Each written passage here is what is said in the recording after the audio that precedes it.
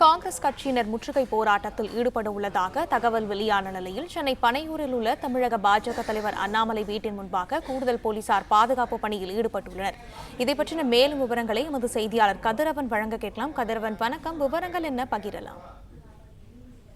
சென்னை அடுத்த பனையூரில் உள்ள பாஜக தலைவர் அண்ணாமலையின் வீட்டின் முன்பு கூடுதல் போலீசார் பாதுகாப்பு பணியில் ஈடுபடுத்தப்பட்டிருக்கிறார்கள். குறிப்பா ஒரு செய்தியாளர் சந்திப்பின் போது தமிழ்நாடு காங்கிரஸ் கமிட்டி தலைவர் செல்வ பெருந்தகையை சரித்திர பதிவேடு குற்றவாளி என பாஜக மாநில தலைவர் அண்ணாமலை அவர்கள் தெரிவித்திருந்தார்.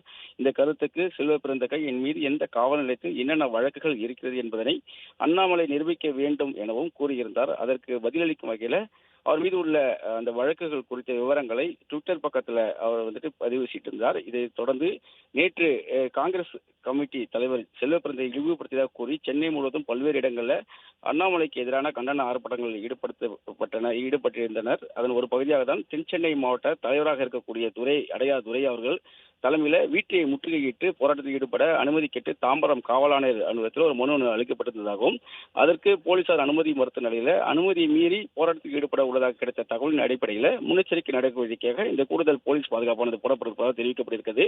எந்த விதமான அசம்பாவிதமும் நடைபெற வேண்டும் தடுப்பதற்காக இந்த முன்னெச்சரிக்கை நடவடிக்கை எடுக்கப்பட்டிருப்பதாகவும் காவல்துறை சார்பாக தெரிவிக்கப்பட்டிருக்கிறது.